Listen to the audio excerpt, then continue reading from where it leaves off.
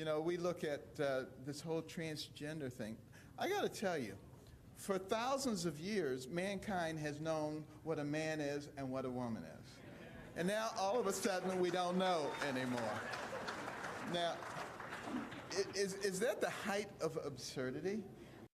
Do not come to Target.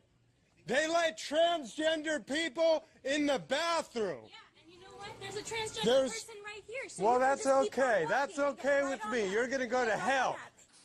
City after city, watching ordinances that say that your 7-year-old daughter, if she goes into the restroom, cannot be offended, and you can't be offended if she's greeted there by a 42-year-old man who feels more like a woman than he does a man. Now, I wish someone had told me when I was in high school that I could have felt like a woman when it came time to take showers in PE. I'm pretty sure I would have found my feminine side and said, "Coach, I think I'd rather shower with the girls today." Here are some of the men Carson Huckabee and Target Guy referred to. These are trans women.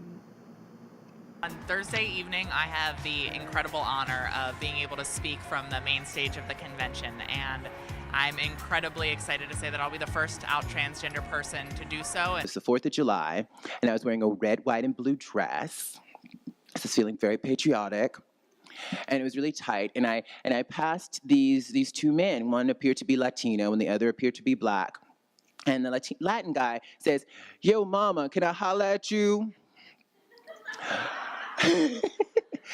and the black guy said, "Yo, dude, that's an N-word."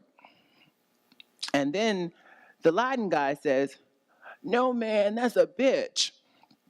And the black guy said, "No, that's an N-word." And they began to argue. They began to argue about whether I was the B word or the N word. I use the women's restroom to relieve myself when I feel like I should, but according to many politicians, I must be up to no good. States across the country are trying to pass legislation that would say that people must use the restroom of the gender listed on their birth certificate today. And their reasoning? Fear that allowing trans women to use the restroom with cis women will encourage men dressing like women to sexually assault women and girls. As a survivor of rape and sexual assault, I find the use of sexual violence as a tool in these arguments to not only be appalling, but blatantly out of touch for many reasons. First, it's ridiculous to believe that the only thing stopping a man from entering the women's restroom is a sign with a skirt on it. So those were the women, and now for the men who are legally required to use the women's bathroom in North Carolina because they're trans. Here's another man who would be forced into the women's bathroom in North Carolina. And of course, here's me, another man who would be forced to use the women's bathroom in North Carolina. Don't worry, that photo's staged. Now, transphobic rhetoric has real, dangerous consequences. 90% of trans people report discrimination, harassment, or other mistreatment at work. Over half of trans people have survived sexual assault.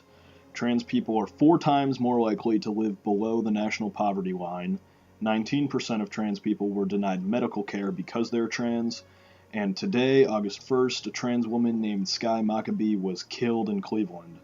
Last year, 2015, showed record numbers of transphobic murders, the victims, most of whom were trans women of color.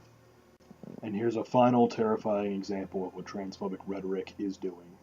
He basically avoids going to the restroom the entire time that he's in school. The lawsuit also alleges that the school district has proposed that Whitaker and other transgender students wear green wristbands in order to monitor his restroom use.